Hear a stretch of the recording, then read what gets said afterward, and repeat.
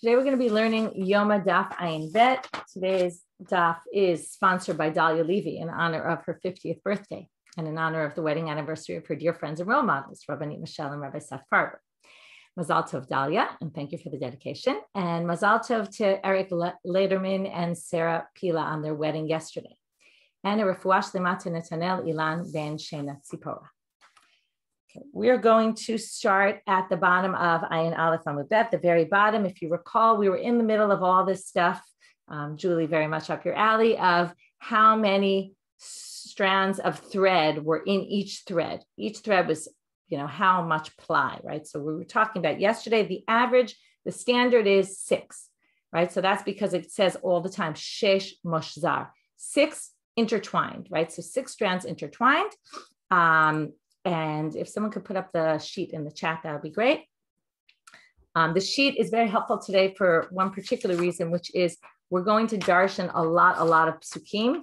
And I put each time at the end of each little section, I put the verses that correspond to that. So it's easy to follow and you can see where the psukim are and what we're darshaning. So we saw that the average threads were 6-ply threads. Then we saw that when it came to the me'il, not the me'il, sorry, I got confused for a second, right? Every time it says moshzal without the word shesh, it means 8. That was where we ended yesterday because of and that we learned from the rimonim at the bottom of the Kohen Gadol's coat were made of 8. And then, right, and there was a whole thing, where do we learn it from? In the end, they get to 8. And then we have Me'il Shnei Masar Minalan. So now we're up to the coat of the Kohen Gadol, right? The Me'il, which was the outer coat that he wore. I'll show a lot of pictures today, which will be very helpful. You see here's just a picture of the Kohen Gadol, the blue thing that he wears that the Choshen sits on top of, right? He has the white underneath, which is his tunic, which is the same as a regular Kohen. On top of that, he has this blue coat, basically. It's like an over, it's not really a coat. It's an over, here's a better picture of it. It's an overhang, the blue thing. If you look at the bottom of the blue thing, there's little things at the bottom, the little brown at the very bottom, or it's not really brown, it just looks brown from a glance. It's all the different colors. And that's the rimonim that we saw yesterday. But the coat itself was 12. Dichtiv, how do we know that? That the threads were 12. Dichtiv, vasita et me'il ha'efod klil techelet.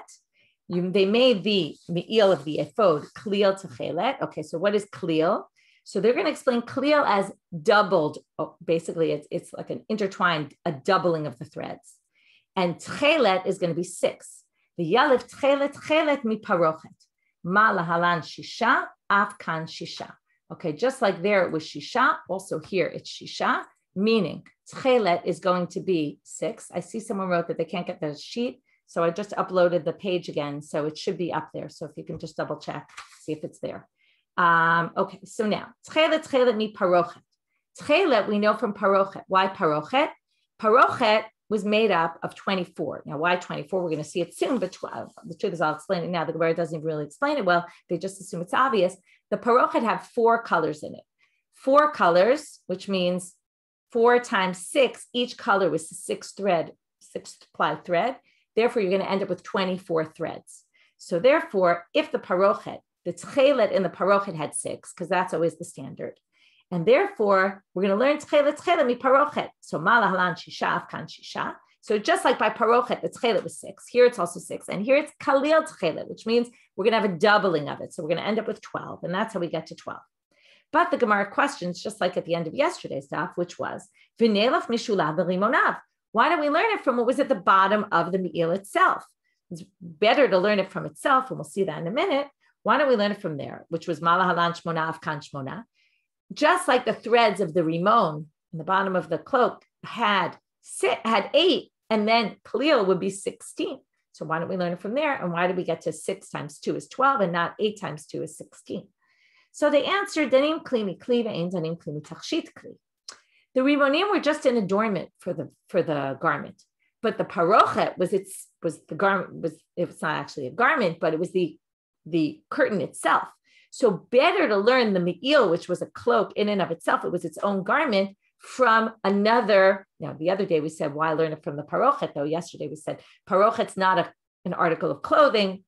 The Gemara doesn't ask that, although they could, but they're going to actually reject parochet for a different reason. Theoretically, it could have asked the same question as yesterday. Why would you learn clothing from something that's not clothing at all? But here they're saying, why would you learn object from object and not object from adornment of an object?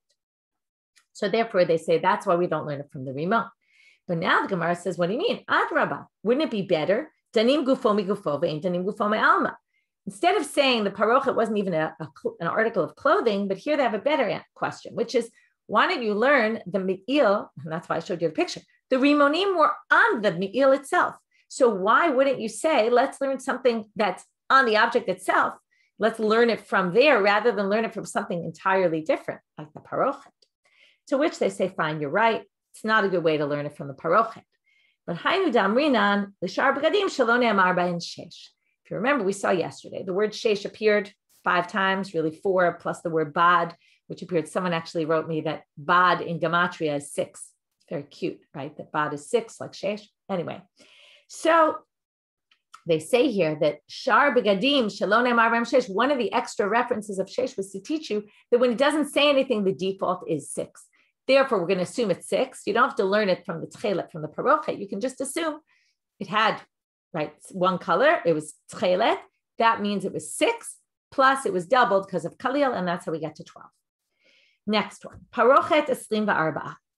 Arba'a deshita shita, lodina v'lo dayana. This is very obvious. Lodina v'lo dayana means you don't need a judge. You don't need a court. You don't need a judge. It's obvious. You don't need anyone to explain this to you. It's very clear. And that's what I said before. There's 4 colors, each color 6 strands, 6 ply. So 4 times 6, 24, simple math. And we got that one.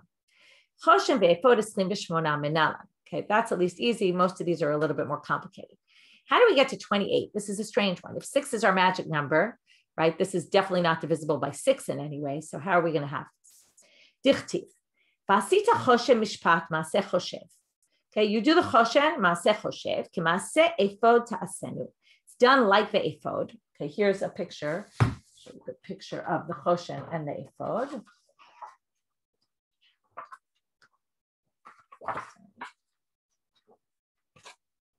So here's our me'il. This is just a picture of the me'il itself, okay, with the bottom part. Here's a picture of the ephod. Okay, that's the apron that goes on the Kohen. If you notice, we're going to talk about these. It has these 2 straps. It's like suspender straps, right? With a stone at the top that sits on the shoulder of the Kohen. So it goes over the shoulder. Then it has, okay, so this is the apron. Here's the choshen. Okay, here's a picture. I'll show you. Here's a picture of the back of the apron with the straps. Here's a picture of the choshen itself. The choshen is double. It has the part that we always think of the choshen with the 12 stones on it of each of the tribes. And then it has this other part, which is the exact same size as it, kind of underneath it. We're going to get to all this later, so I'll show you while I have the picture open here, which is at the top, there's these little rings. And in the rings, there's a golden chain and a golden little piece at the top. What's that for? It hooks into the choshen, the ephod. Okay, I'll show you a better picture close up. Here, see these hook into the ephod, and that connects the choshen with the ephod. We're going to see that later.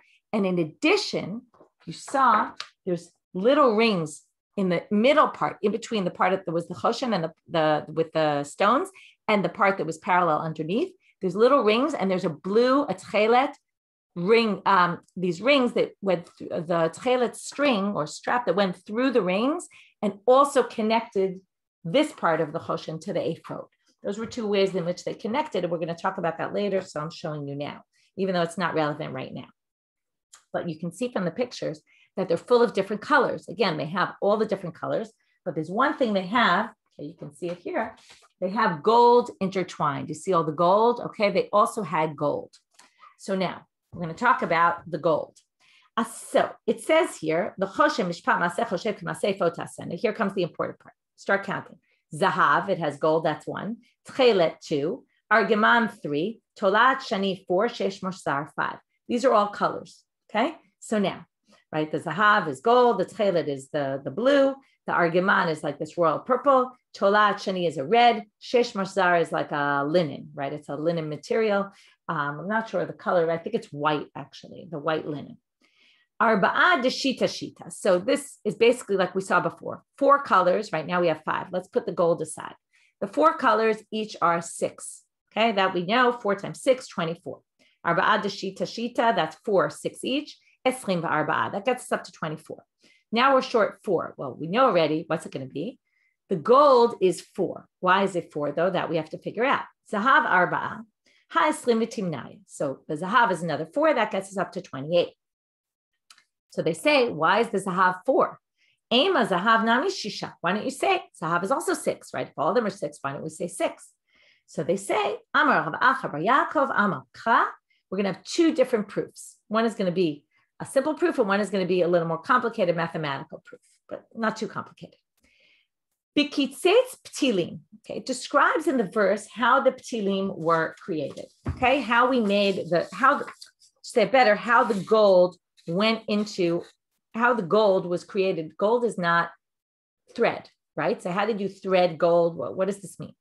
So the pasuk says, "V'yirak'u et pachei hazahav hamishmot lametet pasuk gimel." It's in the middle of the first side of the sheet in today's sheet. They basically, beat them down, made them flat. They flattened out the gold. V'kitzetz ptilim la'asot b'toch hatchelet. I'll continue in a minute. They made strips. They cut strips of gold that were kind of thread-like. That's kitzetz ptilim. Now, a ptil is a string like in tzitzit. Ptil tchelet, right? What does it mean? You put the thread in, and one thread becomes 2, because you kind of, right, when you make a loop, or not even a loop, but you kind of string it through, and you turn it, you fold it in half, basically, and it turns into 2. So ptil is in 2. Ptilim is plural of that. So 2 times 2 is 4. So that's how they get kitzetz ptilim. And then what does it mean? La'asot b'toch hatchelet u b'toch hargaman u b'toch tolat hashani u b'toch hashesh ma'aseh choshev. Each color got 1 string of gold in it.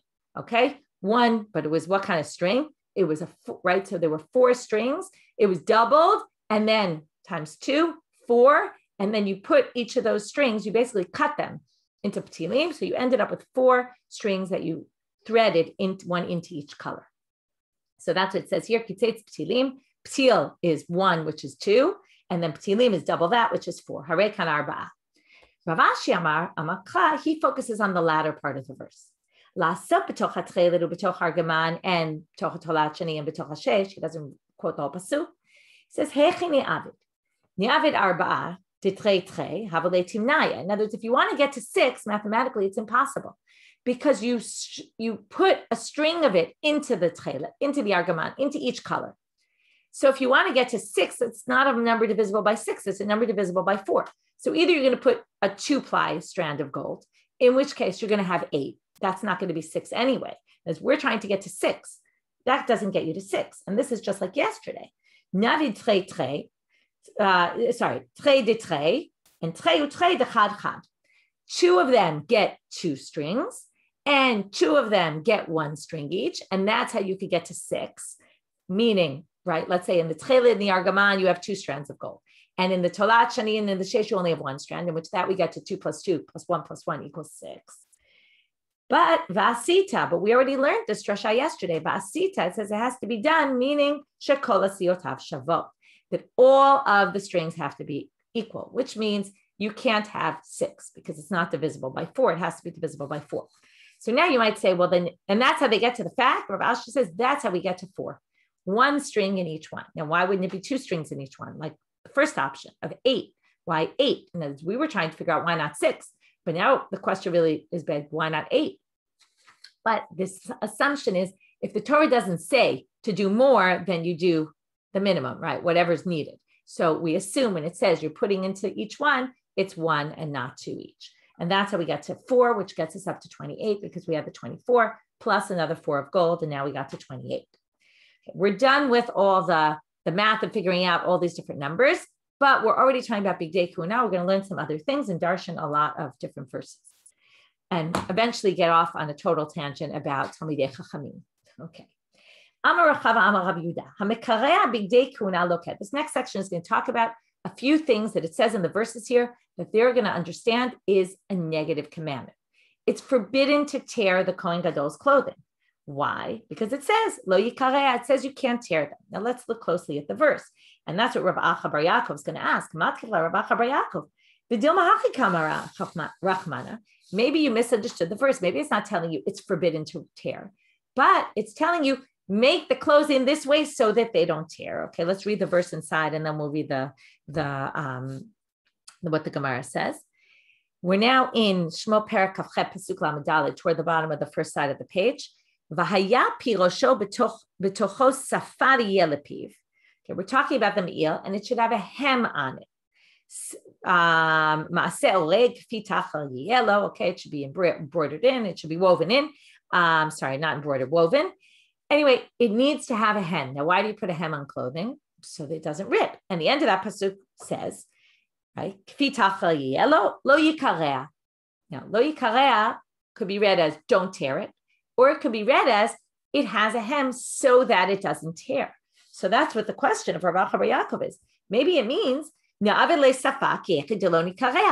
a hem so that it doesn't tear, right? If you have a hem, then the thread starts shredding. So make a hem so that it doesn't tear. So they say, it doesn't say shelo yikarea. It says lo yikarea. Lo yikarea sounds like a commandment, don't tear it. So it seems that the Rav Yehuda, who said that this is halacha, that you actually get lashes if you tear the Kohen Gadol, the Kohen's clothing. Okay, this is the Kohen Gadol, but I assume it means any big day kehuna. If you do that, right, the pasuk means both. It means make a hem so that it doesn't tear, but it also means don't tear the clothing. And if you do, you will get lashes for it. Another similar halacha. Rabbi Elazar says, and here it goes back to the choshen and the connection of the choshen and the ephod that I was telling you about, both on the shoulders and around the waist. If you take it apart, and if you take the badim, the poles out of the aron. Okay, let's go now to the aron. We're going to have a lot of talk about the aron today. So here's a picture of the aron, if you remember, and it has these rings on the side of it and these poles that went through it. Most people think, usually we say the poles were meant for carrying, right, when they carried in the desert. But other people view the poles as actually part of the aron, had poles. It was part of the actual aron. You need the poles there. And that's why they're going to say here, the poles can never come out. Okay? So Rabbi Elazar says, if you take the choshen off the ephod, or you take out those poles from their place, lokeh, you get lashes for this.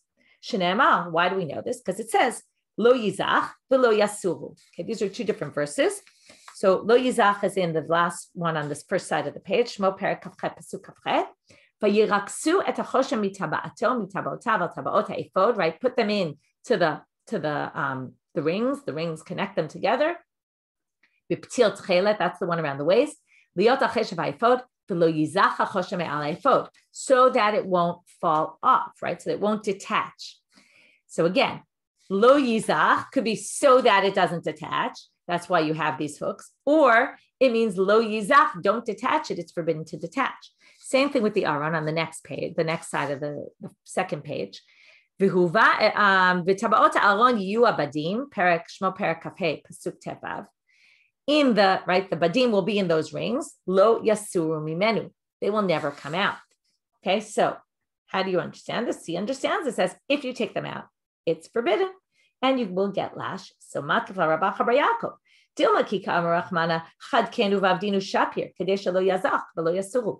Put them in well so that they don't fall out. Right? We all know there's ways you could do things not so well, and you could do it in a way that it's just kind of hooked on, but it's going to fall right off. Right? Put them on well so that they don't fall off. Put the rings in the aron well, right? Don't have them where they're jutting out all the way to one side and only a little bit on the other side, and they'll just fall right out, right? But put them in properly so that they don't fall out. To which again, the Gemara answers, miktiv shelo yizach v'shelo yasuru. It doesn't have a shin in the beginning of the word, which would mean so that they don't. It just says don't. So that seems like a commandment. Therefore, again, it's understood kind of in both ways. Since we mentioned these tabaot of the aron, we're going to talk about the tabaot of the aron. From there, we're going to get to other things in the Mishkan and then back to the aron, and we're going to darshan all sorts of things that connect to Talmidei Chachamim, they're going to learn out from the aron also. Rabbi Yossi Rabbi Chanina Rami, he brings a contradiction in the Psukim.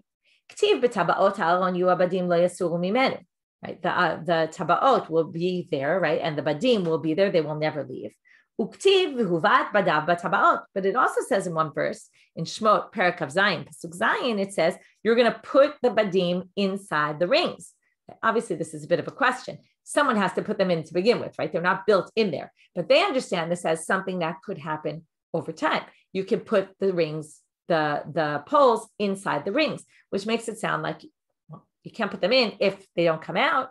So HaKetzad, how does this work? That on one hand, it says don't take them out. And on the other hand, it says put them in, which means they must have been out. Mitparkin ve'enish matin. They move around, but they don't come out entirely. In other words, you could put them in their position, but they don't actually ever come out. You can't ever take them out, but you can move them around. And Tanya Namihachi, here we're going to have a brighter to prove it, which says the exact same thing. V'huvat badav b'tabaot. B'tabaot ha'aron yu abadim. Yachol lo yehu zazim imkomam. You might have thought it says they have to be there. Lo yasur, they can't be moved. Therefore, you might have thought they can't move. Talmud Lomar, that's why it says v'huvat badav b'tabaot. They can move.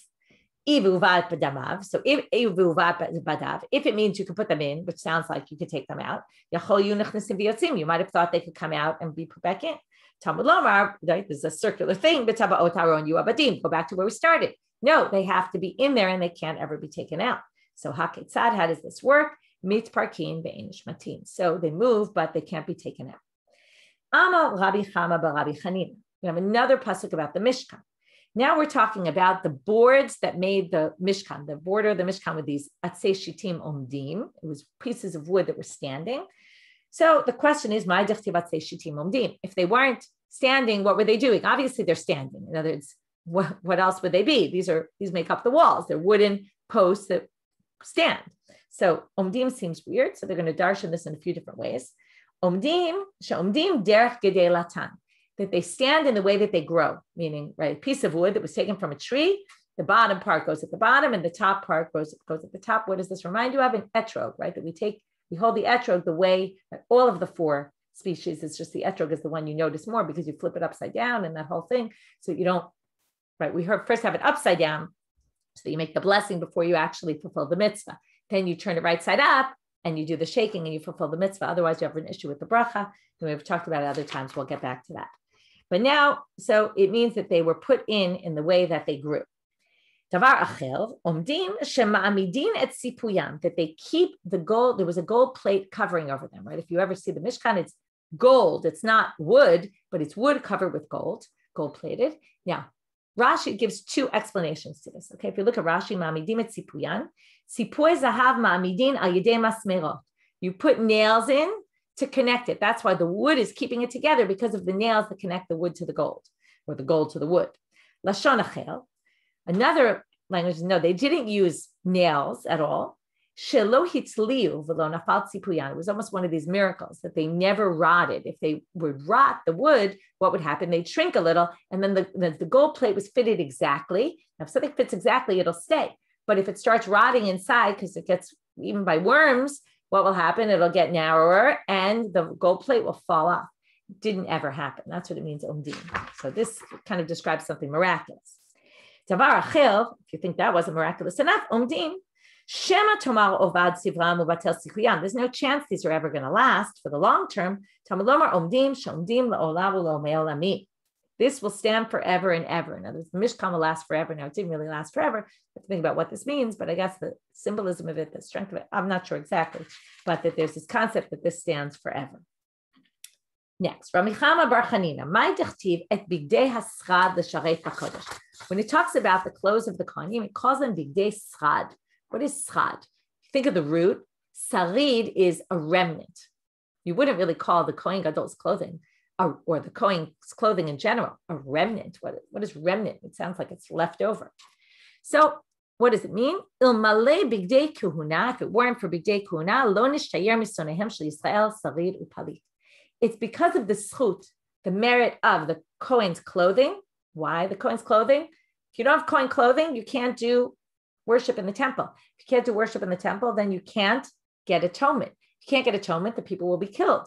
So therefore, it's because of the bigdei kuhuna. Otherwise, you wouldn't have a remnant left of the Jewish people. Now, they call the Jewish people sonehen shel Yisrael. We'll see this more than once today, which is what we call lashon sagi nahor. So it's a blind way of speaking, meaning they hide what it really means. It's a euphemism in our language, which is We're going to call it Sonehem Shel Yisrael because we don't want to talk about the Jewish people being destroyed. So we say, well, the enemies of the Jewish people, which really means the Jewish people themselves. And we wouldn't have anything left from the Jewish people if we didn't have the Bigdei Kehuna. It's because of them that we still have a remnant of the people. The people are left alive because they provide us with atonement.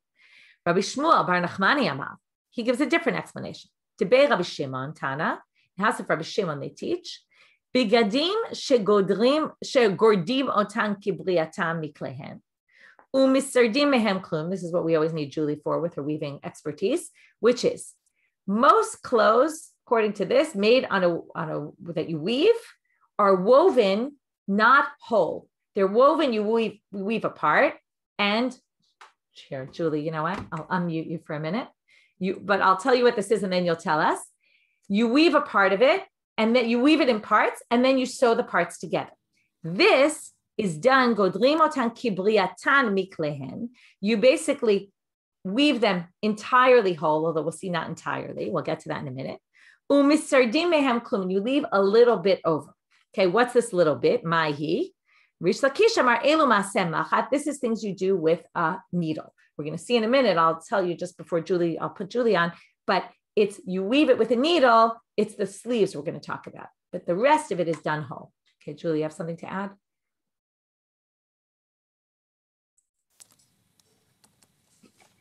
There, Julie? There. I was going to say that usually you weave a whole cloth and cut it, but because of the prohibition, in this case, you need to weave around the opening of the neck and leave it there. This is a different way of weaving. You understand, instead of doing a whole cloth and cutting the neck, you need to weave on the sides and leave the neck unwoven. Amazing. Okay, thank you. Very helpful. Okay, now we're going to have a problem with this. Meitive. Bigdei kehuna ein osin otam ma'aseh machat, ela ma'aseh oreg. But it says the Bigdei Kehuna are not done with a needle. So how could you say part of it was done with a needle? It says it's done ma'aseh oreg. It's fully woven.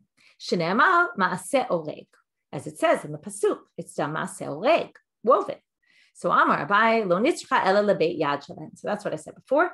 The machat was used for the sleeves. So as Julie explained, right, it's usually the neck gets cut out after. In this case, you do it around the neck so that it's a full, ready to use. By the way, this thing about the neck, we've seen a bunch of times.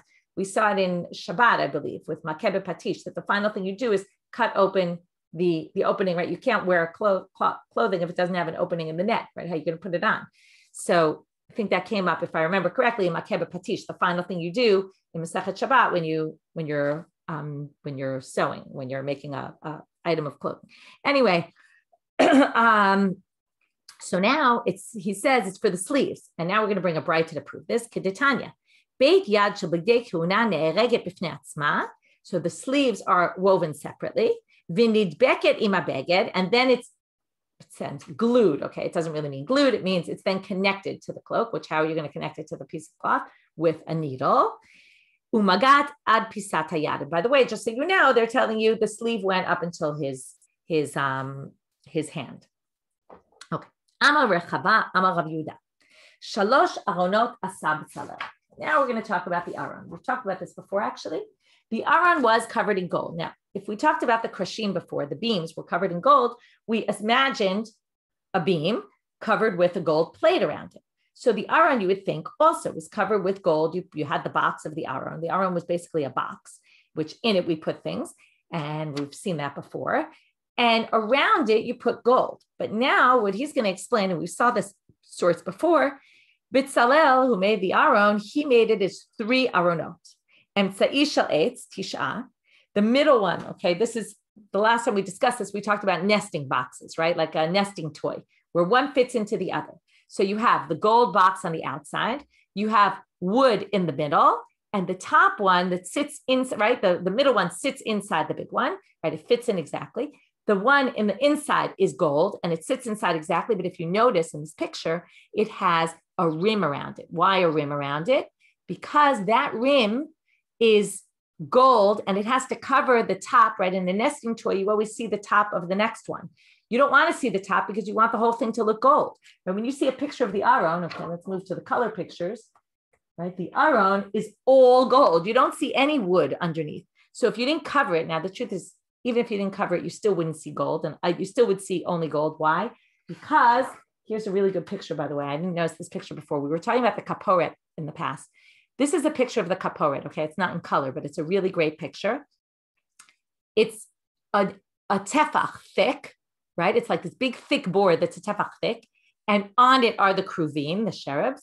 And they sit, this is a piece that sits on top of all the boxes. So you basically have, and this is important for the measurements we're going to get to, you have box with another box inside, with another box inside with a rim around it so that it covers the opening of the wood one, right? So gold, wood, gold.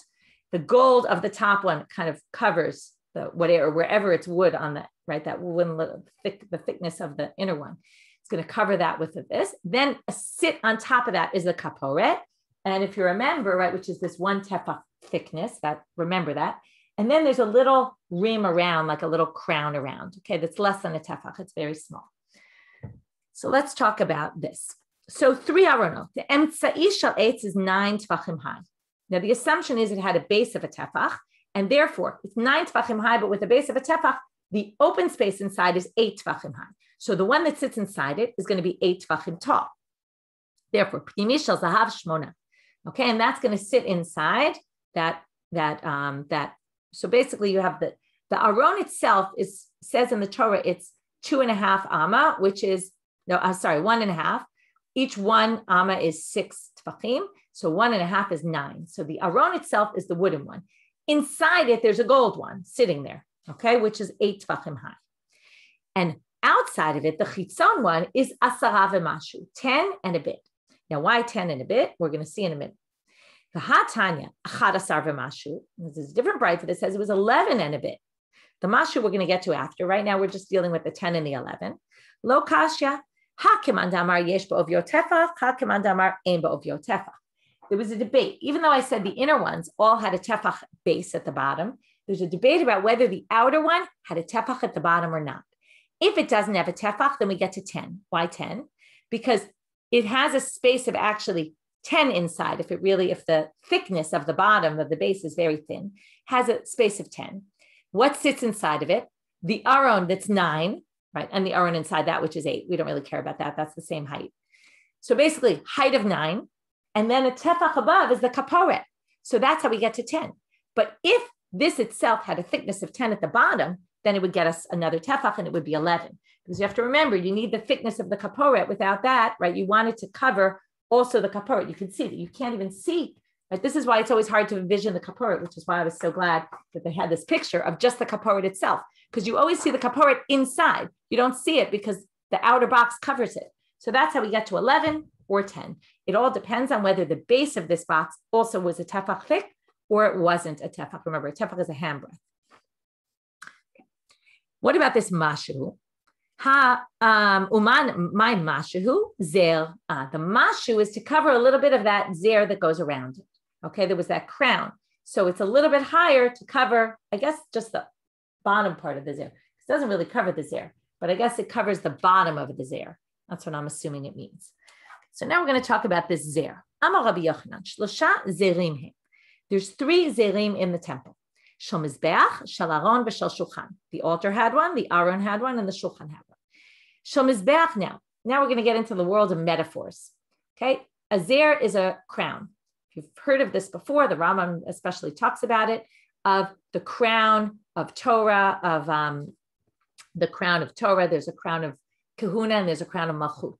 Okay, the priesthood is a crown, the Torah is a crown, and the kingship is a crown. And it's all these things, right? By what merit you get to be each of these people. So let's see. So each one represents, each of these 3 crowns in the temple are representative of each of these items. Mizbeach is the kahuna, because that's right, the Kohanim worked in the altar. The Aron is Torah, because the Luchot sat in the Aron. The Shulchan is the, right, remember it had the Luchot and it had the broken tablets. Remember we had that whole calculation of how much, how big, how many, right, all the different tefachs. I showed you that box and what went in it, all that, we discussed that. And the Shulchan is, what does the Shulchan represent? Food, plenty, and therefore we're going to talk about the kings, right? They always had money and tables and feasts and all that. So Shemizbeach Zacha Aharon Unitalo. The crown of kahuna, of priesthood of the Mizbeach, Aaron took, he got it and he kept it, right? The kahuna always comes from the family of Aaron. Shel Shulchan Zacha David Unitalo. David HaMelech, he got the crown of kingship and he took it and it's for his family forever. Shel Aaron Adayim Munachu. Torah, who got the Torah, right? If you talk about whose legacy, right? First of all, we know Torah is not given by Yerusha. It's not dynastic like Kahuna and Malchut. So therefore it says, now here's a great line. It's munach, it's there. This is a great line for, right? Come and learn Torah. It's for everybody. Everybody can come and enjoy the Torah. And you want to have it as your own? Go for it. It can be yours. Obviously, not to the exclusion of anyone else, as opposed to the other ones, but the Torah is there for you. Shema Tamar Pachotu. Now, you might say, maybe it's less than the others, because here, right, think about it. Aaron took that. David took that. Nobody grabbed the Keter Torah. Maybe it means because it's not as, right, there's always supply, right? There's supply and demand. If nobody wants it, it's still there because nobody wants it. Maybe it's not as important. Talmud Lamal, Bimalachim Yimlochu. This is a verse from Mishlei, which talks about this is what brings the kings to be kings. And then it talks about the laws. And the laws, which is the Torah, is what makes the kings, right? They're steeped in the law, which is the Torah. So therefore, if it's strong enough to make the kings into kings, then it's obviously more important even than the kingship. Rabbi Yochanan Rami Ktiv. Zal, the Krinan, Ktiv Zal, Ukrinan Zel. It's written as Zayin Resh without a Yud. Now, if you say Zel, you don't really have to put a Yud in, but Zer is a crown and it would be with a Yud. But it's written as Zar. This is just a basic drasha. You wouldn't necessarily say it had to have a Yud, but anyway, Zar is strange, foreign. So, Zacha, Naset Lo Zel. Lo Zacha, Zara Himenu.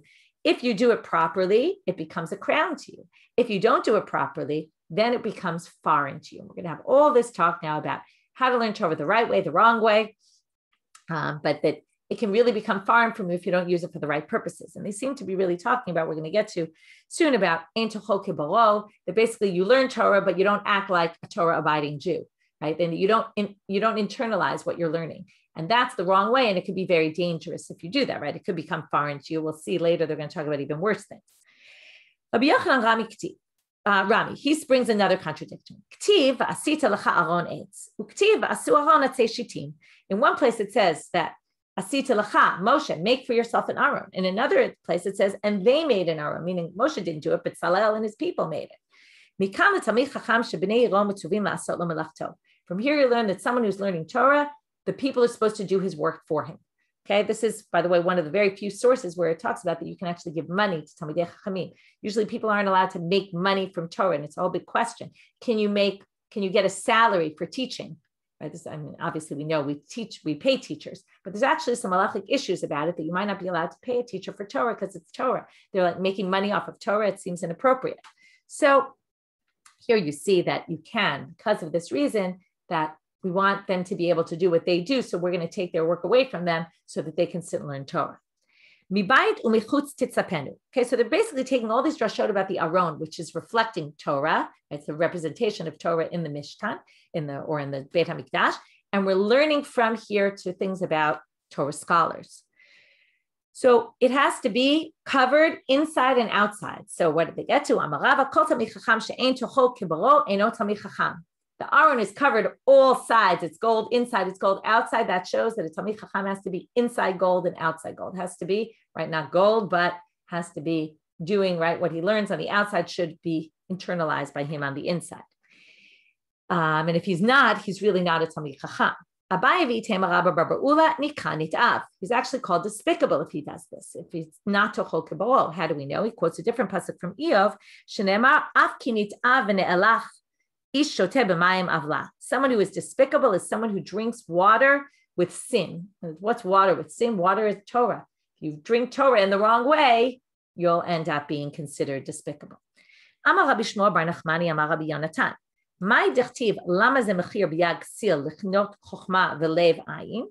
What is the price paid by a foolish person who buys wisdom, but he doesn't have a heart? Okay, again, this is just a way of saying he's not internalizing what he learns. Again, we're using this euphemism of the people who hate Talmidei Chachamim, which really means the Talmidei Chachamim, she'oskim b'Torah ve'en behem yirat shamayim. Here we see the term actually used. They don't have yirat shamayim. They don't have fear of God. Machriz Rabbi Yana. Chaval, this is just all different ways of saying the same thing. Chaval adeleit darta v'tara l'darte avid. It's woe to one who has no courtyard, but he makes a gate to the courtyard. It's like the gate leads to nowhere, right? You've built a gate that doesn't go anywhere. What's the point of building a gate that doesn't go anywhere, right? This is the Talmid Chacham that learns Torah but doesn't internalize it. It's like building a gate to go to nowhere's land. Amalu Rava l'Rabbanan b'mtuta minaychu lo tertun tarte Gehenom. Said to his students, please make sure that you don't inherit Gehenom, hell, twice. Okay, the idea is that you're basically going to not in this world because you didn't learn Torah in this world, and not in the next world because you didn't learn Torah. Again, you learned Torah but didn't do it at the right thing. Rabbi Yeshua ben Levi, my dechtiv zot haTorah asher sam Moshe. Very famous line. We say it every time we pick up a Torah. This is a Torah that Moshe placed. Sam with a sin, but sam with a samach means a drug, and drugs can be good and bad. So they take this sin and they darshan it like a samach, which happens in the world of drashot. Zacha na'aseh lo sam chayim, lo zacha na'aseh lo sam mita. I told you it would get harsher, right? If you are worthy and you do it properly, it will be a drug of life. It will bring you life. But if you don't, it will be the drug of death to you. Okay, Rava says the same thing. If you use it properly, like an uman is a craftsman. If you use it properly, the proper way, it will be a sum of life. But if you don't use it in the proper way, it will cause your death. He says there's a contradiction from the Psukim. The rules of God are straight. They make your heart happy. The word of God is like what do you say? When you can I look at the word? Someone can help me. To like what a smith does, right? They burn it. They put it in a kiln. So that's really harsh, right? It's very difficult. So zacha, right? That's fire you're burning on it. Smelt. Thank you. So the word of God is smelt. So now zacha misamachto, lo zacha tzorafto.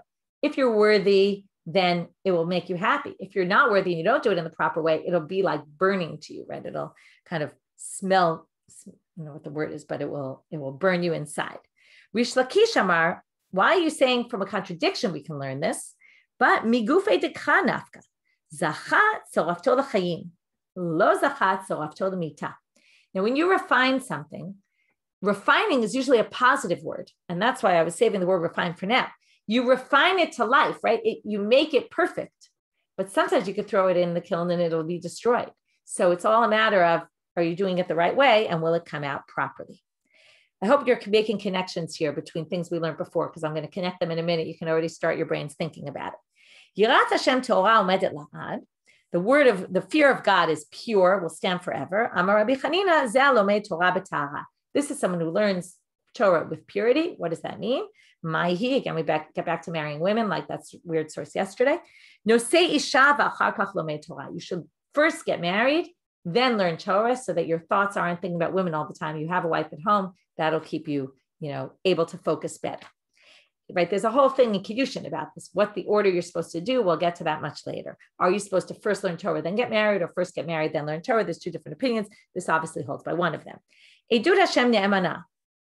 The testimony of God is truthful. Amar Rabbi Chia bar Abba, or steadfast. Ne'emana hi laha'i belomdeha. In other words, what's edut? Edut is the Torah.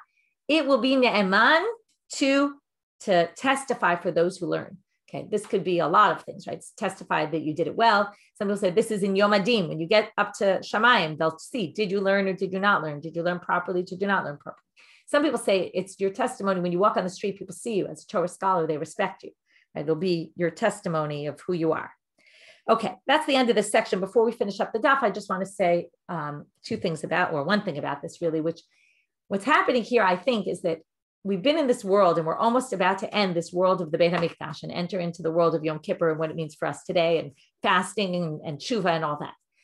And at the end of this section, right, it's all about the temple. And remember, there's no temple anymore in their day. And what's their replacement for the temple? And that's all about this Keter Torah, Keter Kiuna, right? There's no longer melucha, there's no longer kiuna, even though it's true they inherited it for generations, but they're not here anymore. There's no kingship, there's no priesthood. What's left? Torah. And the Torah, right? And they're trying to strengthen their idea of Torah. And what they're saying is, just like Kodesh Kodeshim was this place of danger, you can mess it up, right? You do one thing wrong, it's all off. You try your best to do everything right, and everything could go wrong, or you can mess it up, or the Kohen Gadol could die going into Kodesh Kodeshim. It's on the one hand, this amazing opportunity. On the other hand, it's also the problem of the dangers, okay? And it's all about this idea of the rabbi saying, we're the center, right? It's all about Torah now. Forget the Kohanim, right? Even then there was tension, but even now there's no tension anymore because there isn't. And this is what it's all about. Torah is the center of the universe, according, right, in their world. That's how they viewed it. Okay, let's just finish up. Maaseh rokem, maaseh choshev. What does it mean? Why does it say here? It's talking about, you can see the verses. One is talking about the, lost my thing, the masach, the petach moed, this curtain, and the other is about the Mishkan. Also the curtains. One says maaseh rokem, one says maaseh choshev. So what is this? Two different explanations. Amar Rabbi Elazar, shirokmim bimkom shechoshvim. First, you think and you plot it out, you draw it, you sketch it out, and then you make it, right? So you first, this is what we talked about before, about planning things in advance. Everything was planned out exactly so. Next explanation. Tana mishmei de Rabbi Nechemya, rokem maaseh machat, lefichach partzuf echad, choshev maaseh oreg, lefichach shnei partzufot. Each of these things were done in a different way. One was done with a thread, meaning embroidered. So first you wove the fabric. Generally, when you wove, you had two fabrics together. So when you then sew, you embroider, you're going to see the same thing on both sides. So if you make an image, you'll see the image, the same one on both sides. But if it's maaseh choshev, that's maaseh oreg, that's weaving. Then you put these two woven, if you weave the picture into the fabric and not embroider it after, then each one's going to have a different picture. And that's why we see these cases, we talked about this before, where it would be a lion on one side and an eagle on the other, or not actually an eagle and esher, which is a griffin vulture. Anyway, that it's those things on both sides, on two different sides. You can have on the same fabric, one on one side, one on the other. With these clothes, when he came from Israel, he told us, the